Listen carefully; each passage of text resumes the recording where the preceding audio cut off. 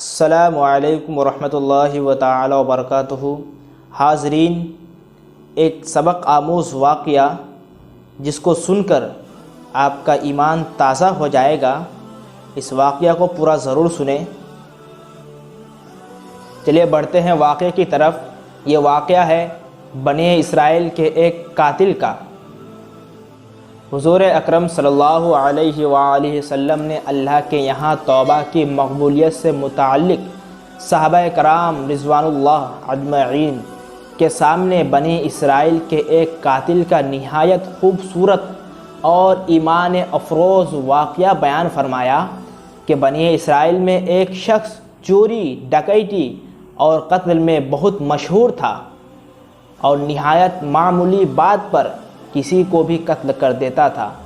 ہوتے ہوتے اس کے ہاتھ سے 199 افراد کا قتل ہو چکا۔ اس کے بعد اس کے دل میں احساس پیدا ہوا کہ مجھے بھی تو اللہ کے یہاں جانا ہے۔ چنانچہ یہ فکر بڑھتا رہا اور لوگوں سے معاملات کرتے ہوئے سرگرداں پھیرنے لگا کہ کیا میری توبہ قبول ہو سکتی ہے یا نہیں۔ کسی عالم شخص سے ملاقات کی، فخر ہوئے کہ معلوم کیا جائے کہ ایسے شخص کی توبہ قبول ہو سکتی ہے یا نہیں۔ لوگوں نے ایک عابد شخص کے پاس جانے کا مشورہ دیا۔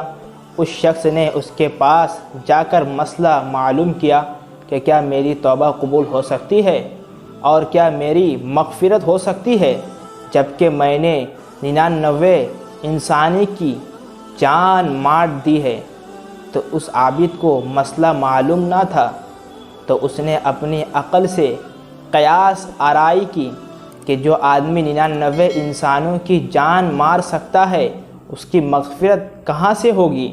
چنانچہ اس نے کہہ دیا کہ تیری توبہ قبول نہیں ہوگی، کہ جب میری توبہ قبول نہیں ہوتی ہے تو لاؤ تجھے بھی ختم کر کے 100 پورے کر دیتے۔ تو اس شخص نے غصہ اور جلال میں آ کر اس کو بھی قتل کر کے 100 پورے کر دیے، مگر اس کے دل میں تردد باقی رہا کہ میری مغفرت کی کوئی شکل ضرور ہوگی۔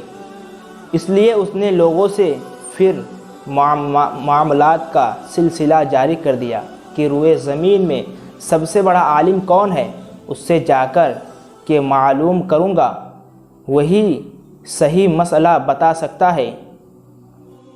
آخر لوگوں نے اس کو بتایا کہ فلاں جگہ ایک عالم رہتا ہے، اس سے جا کر معلوم کرو۔ چنانچہ اس نے اس عالم صاحب کے پاس جا کر اپنی زندگی کی کارگزاری سنائی اور 100 آدمیوں کو کس طرح سے قتل کیا سارا کارنامہ سنا کر معلوم کیا کہ اب بتائیے کہ میری توبہ قبول ہو سکتی ہے یا نہیں۔ کیا اللہ کے یہاں مجھ جیسا گناہ گار کے لیے بھی مغفرت کا کوئی کھانا ہے؟ تو اس عالم صاحب کو چونکہ علم تھا تو اس نے بتلایا کہ تیری گناہ معاف کرنے میں اللہ کے یہاں کیا رکاوٹ ہے۔ اللہ کی رحمت کا سمندر تجھ جیسے گناہ گاروں کی گناہوں سے بہت بڑا اور بہت وسیع ہے۔ چنانچہ اس عالم صاحب نے مشورہ دیا کہ تم فلاں جگہ سفر کر کے جاؤ، وہاں کچھ اللہ کے بندے رہتے ہیں، ان کا مشغلہ صرف اللہ کی عبادت ہے، ان کے ساتھ مل کر اللہ کی عبادت کرو اور نادم ہو کر اپنے گناہوں کی معافی مانگو، انشاءاللہ تمہاری مغفرت ہو جائے گی۔ جب اس شخص نے آدھا راستہ طے کر لیا تو ملک الموت آ گئے اور اس کی موت ہو گئی۔ اب اس کی روح لے جانے کا مسئلہ کھڑا ہوا۔ آسمانوں سے رحمت کے فرشتے بھی آئے اور عذاب کے فرشتے بھی۔ رحمت کے فرشتے کہنے لگے کہ اس کی روح لے جانے کا حق ہم کو ہے، اس لیے کہ یہ سچے دل سے طائف ہو کر عبادت کے لیے جا رہا ہے۔ اور عذاب فرشتے کہنے لگے کہ اس کی روح لے جانے کا حق ہم کو ہے، اس لیے کہ اس شخص نے کبھی کوئی نیک کام نہیں کیا ہے، پوری زندگی معصیت میں گوا دی۔ اسی دوران آسمانوں سے آدمی کی شکل میں ایک فرشتہ آیا۔ بعض روایت سے معلوم ہوتا ہے کہ یہ آنے والا فرشتہ حضرت جبرائیل امین علیہ السلام ہے۔ چنانچہ اس فرشتے نے تشریف لا کر ان دونوں طرح کے فرشتے کے درمیان یہ فیصلہ کیا کہ یہ دونوں طرف کے مسافت ناپ کر کے دیکھ لو کہ جہاں سے آ رہا ہے وہاں کے مسافت قریب ہے، یہ جہاں جا رہا ہے وہاں کے مسافت، لہٰذا جہاں کی مسافت قریب ہوا اس شخص کو وہاں والوں میں شمار کر دیا جائے۔ چنانچہ دونوں طرف کی زمین ناپ کر دیکھی گئی تو جہاں جا رہا تھا وہاں کی مسافت جہاں سے آ رہا تھا اس کے مقابل میں صرف ایک بالشت قریب ہے۔ چنانچہ فیصلہ ہوا کہ مقام معصیت سے مقام عبادت صرف ایک بالشت قریب ہے، اس لیے رحمت کے فرشتوں کو اس کی روح لے جانے کا حق ہوا۔ چنانچہ اللہ کی طرف سے اس کی مغفرت کا اعلان ہو گیا۔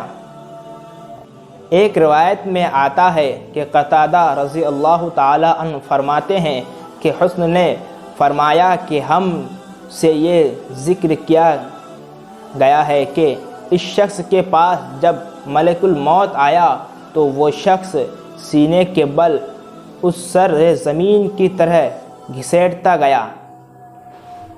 حدیث قدسی میں آتا ہے کہ میں اپنے بندے کے ساتھ اس کے گمان کے مطابق ہوتا ہوں اور وہ مجھے جہاں بھی یاد کرے میں اس کے ساتھ ہوں۔ بخدا تعالی اپنے بندے کی توبہ سے اس سے زیادہ خوش ہوتا ہے جتنی خوشی تم میں سے کسی ایسے شخص کو ہوتی ہے جس کا جانور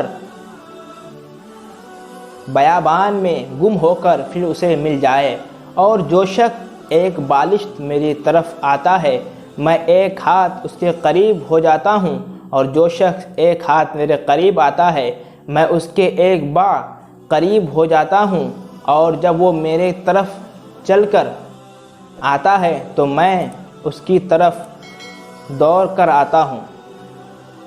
اس واقعہ کا حاصل کلام یہ ہے کہ جب بھی انسان سچے دل کے ساتھ توبہ کرے گا تو اللہ تبارک و تعالی ضرور توبہ قبول فرمائے گا انشاءاللہ۔ یہ واقعہ خصوصاً ان حضرات کے لیے حوصلہ افزائی اور معاونت کا سبب ہے جو کہ بڑے بڑے گناہ کر کے اب مایوسی کی زندگی گزار رہے ہیں، کیونکہ شیطان انہیں مایوس کرتا ہے۔ بہرحال گناہ گاروں کو شیطان کی باتوں میں آ کر مایوس نہیں ہونا چاہیے، بلکہ اللہ کی رحمت سے اچھی امید رکھ کر سچے توبہ کے ذریعے اپنے آپ کو پاک و صاف کر لینا چاہیے۔ اللہ تبارک و تعالی ہم سب کو عمل کرنے کی توفیق عطا فرمائے۔ اگر ابھی تک آپ نے ہمارے چینل کو سبسکرائب نہیں کیا تو سبسکرائب کر لیں اور لائک شیئر ضرور کریں، اور کومنٹ کر کے بتائیں کہ آپ کو واقعہ کیسا لگا۔ خدا حافظ۔ اونچی شان ہے اللہ